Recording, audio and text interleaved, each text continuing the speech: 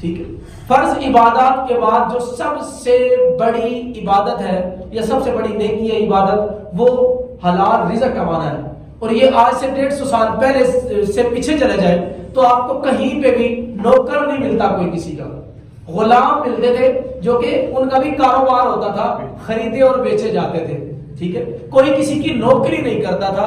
تو پیسے کمانا یعنی حلال روزی کمانا کاروبار کو ہی کہا جاتا تھا. کاروبار کے ذریعے حلال روزی کمائی جاتی تھی.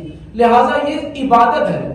آپ آج سے جب شروع کریں گے کہ میں نے یار آج سے یہ اپنا نیا یعنی ایک نئی عبادت شروع کرنی، نئی عبادت سے مراد فرض عبادت کے بعد میں نے نفلی عبادت شروع کرنی ہے، تو یہ آپ کا کاروبار آج سے اگر آپ نے ارادہ کر لیا کہ میں نے یار کاروبار شروع کرنا ہے، تو یہ کاروبار نفلی عبادت کر سمجھ کے آپ اس کو کرنا شروع کریں. پہلے ہی دن سے برکتیں آپ کو نظر آتی ہیں. اس کی وجہ کیا ہے؟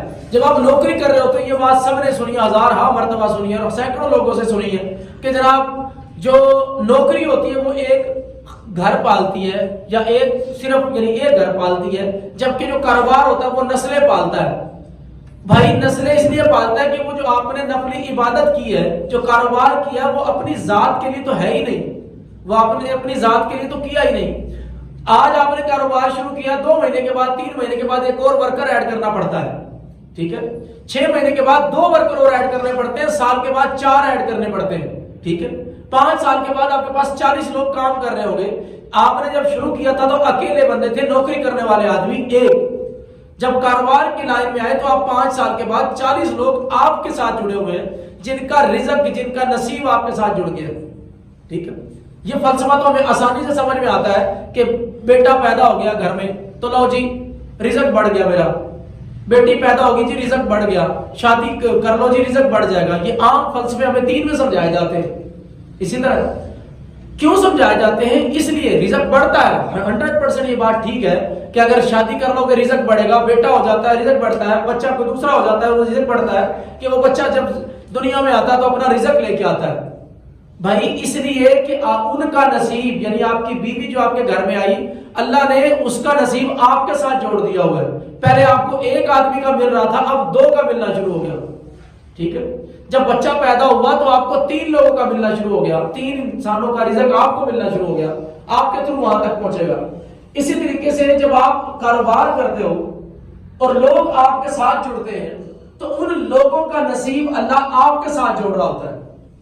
پہلے آپ کو اگر اپنے نصیب کا ملتا ہے تو اگر آپ 2 لوگوں کو اپنے ساتھ ورکر رکھتے ہیں تو اب آپ 3 لوگ ہو گئے، تو 3 لوگوں کا نصیب اللہ آپ کے ساتھ جوڑ رہا ہے تو وہ آپ کو رزق ملتا ہے. اگر آپ اس کو بڑھاتے چلے جائیں، اس میں سے اللہ کے نام پہ بھی صدقہ بھی دینا شروع کر دیں، لوگوں کا خیال بھی رکھنا شروع کر دیں، بانٹنا شروع کر دیں، تو یہ بے بہا رزق بڑھ جاتا ہے. آپ کی سمجھ میں بھی نہیں آتا کہ میری سوچ میں بھی نہیں تھا کہ میرا کاروبار 2 سال پہلے جب میں نکلا تھا تو میرے کیا حالات تھے، اور آج میں 3 سال کے بعد کمپیریزن کرتا ہوں تو مجھے لگتا ہی نہیں ہوں میں وہ انسان جو میں تھا. تو یہ سب کچھ یعنی وقت کے ساتھ محنت کے ساتھ ہوگا. لیکن میں نے آپ کو جو بتائی 93% آپ کے اندر جو عادتیں ہیں وہ آپ آج سے اسٹڈی کریں. ضرور دیکھیں کہ 7% تو جسٹ اللہ نے ہمارے دماغ کے اندر کہ وہ سوچ آتی ہے. خالی سوچوں سے کچھ ہوتا تو آج تک ہم پتہ نہیں کیا کر چکے ہوتے. ہم بہت عقل مند ہیں. ٹھیک ہے، پورے گھر میں ہمیں عقل مند کہا جاتا ہے، پورے خاندان میں. اب تک ہم ایک نیا پاکستان بنا کے کھڑا کر دیتے اگر ہماری سوچوں سے کچھ ہوتا. آپ کی سوچوں سے کچھ نہیں ہوگا.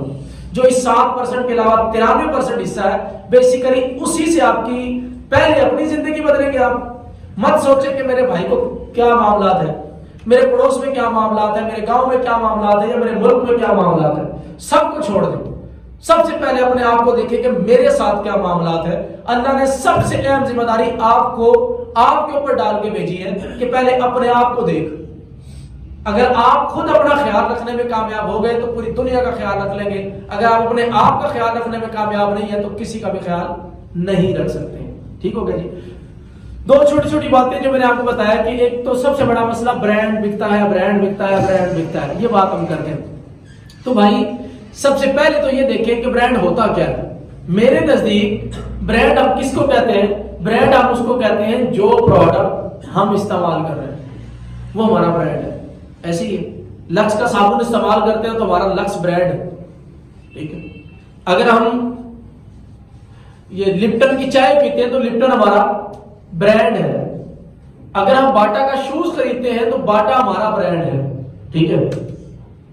باٹا اگر یعنی میں باٹا کا شوز خریدتا ہوں، میرے لیے برانڈ باٹا ہے. اگر یہ بھائی پرویز بھائی اگر سروس کا شوز خریدتے ہیں تو ان کے لیے برانڈ سروس ہے.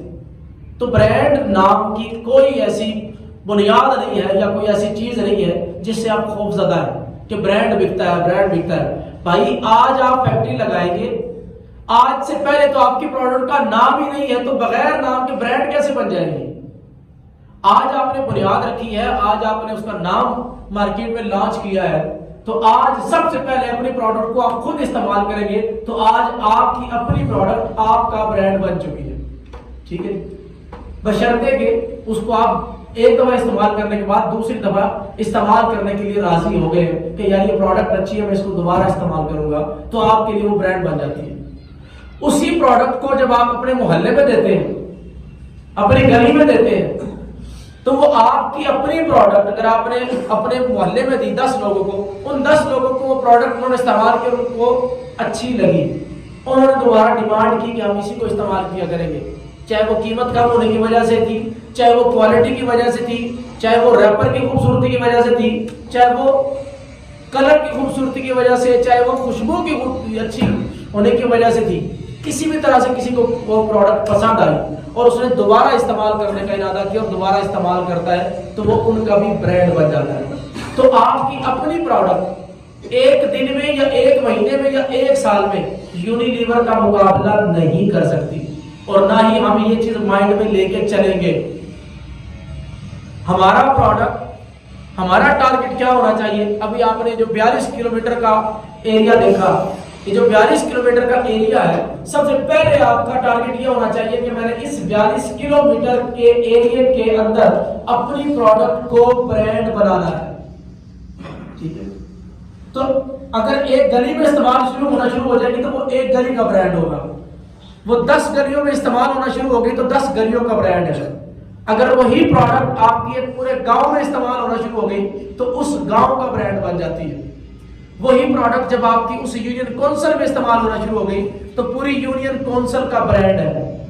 اسی طریقے سے وہ بڑھتے بڑھتے اس پوری تحصیل کا برانڈ بن سکتی ہے. اسی طریقے سے وہ پورے ڈسٹرکٹ کا برانڈ بن سکتی ہے، پوری ڈویژن کا بن سکتی ہے، پورے صوبے کا بن سکتی ہے اور پورے ملک کا برانڈ بن سکتی ہے، بشرطے کہ آپ سٹیپ بائی سٹیپ چلتے چلے جائیں، محنت کرتے چلے جائیں. کاروبار ایک دن میں نہیں کامیاب ہوتے. کاروبار کو کامیابی صرف دکھانے کے لیے 2 سال کا ٹائم چاہیے ہوتا ہے. کاروبار خود 2 سال مانگتا ہے کہ اگر آپ مجھے دیکھنا چاہتے ہو کہ میں کامیابی کا ایک ایسا رستہ ہوں تو 2 سال میرے ساتھ چلے. کاروبار خود یہ بات کرتا ہے. تو کاروبار کو کامیاب دیکھنے کے لیے یا کامیابی کا رستہ صرف دیکھنے کے لیے 2 سال لگانے ہوں گے.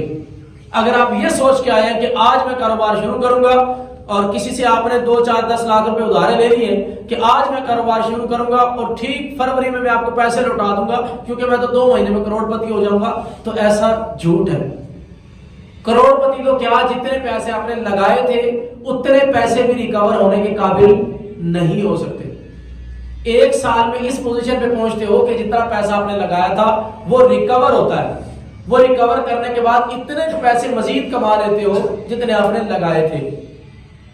ٹھیک، برابر سے اوپر کی سطح پہ چلے جاتے ہو. 2 سال میں جا کے یہ پوزیشن کلیئر ہوتی ہے کہ آپ نے پروفٹ میں ہو. ٹھیک ہے، لہذا یہ مائنڈ میں رکھ کے آپ نے چلنا. کاروبار اچھی چیز ہے، سب کچھ ہے، بیسک تو کاروبار ہی ہے. کاروبار کریں گے تو آپ کی زندگیاں بدلیں گی. جس مرضی کاروباری کو اٹھا کے دیکھ لیں، وہ آج سے 5 سال پہلے کیا تھا، 10 سال پہلے کیا تھا اور آج کیا ہے. ٹھیک، کسی بھی نوکری والے کو اٹھا کے دیکھ لیں، وہ آج سے 10 سال پہلے بھی نوکری پہ تھا اور آج سے 10 سال کے بعد بھی نوکری پہ ہی ہے. صرف کیا ہوتا ہے، چند پیسے ہمیں بڑھا کے ملتے ہیں. ہمیں کیونکہ فلسفہ سمجھ نہیں آ رہا ہوتا، کسی کو بھی سمجھا ہی کبھی نہیں، سمجھایا ہی کبھی نہیں. ہمیں جب ہم کسی بھی سرکاری نوکری کو کرتے ہیں یا کوئی بھی نوکری کمپنی میں، ملٹی نیشنل کمپنی میں نوکری کرتے ہیں، ہماری ایک فکس تنخواہ ہوتی ہے. ٹھیک ہے، کہ 50,000 آپ کی سیلری ہے. اس 50,000 روپے میں سے کچھ ہماری کٹوتی ہو رہی ہوتی ہے. ٹھیک ہے، بالکل اسی طرح جس طرح سے ہم انشورنس والوں کو پیسے جمع کرواتے ہیں. ٹھیک ہے، یا کسی بھی اور اس طرح کی کمپنی کو پیسے جمع کرواتے ہیں، وہی پیسے آپ کے اپنے پیسے اس ٹائم پہ آپ کے نکال کے وہاں پہ دیے جاتے ہیں۔ اگر اس کی ویلیو کو اگر آپ اسٹڈی کرو تو آپ کو سمجھ میں آئے گا جتنے پیسے ہم نے دیے ہم آج بھی نقصان میں ہیں، جتنے پیسے ہمیں 20 سال کی یا 25 سال کی نوکری کے بعد ہمیں اکٹھے ملے ہم آج بھی نقصان میں ہیں۔ یہ کسی سے فلسفہ سمجھنا ہو تو کسی انشورنس والے کے پاس بیٹھ کے سمجھنا ہے کہ وہ آپ سے 2 لاکھ روپے انشورنس کے لے رہے ہوتے ہیں، وہ کس طرح سے 10 سال کے بعد آپ کو 2 لاکھ کی بجائے 10 لاکھ دیتے ہیں۔ وہ 2 لاکھ روپے آپ کے دیے ہوئے اس کی ویلیو زیادہ ہوتی ہے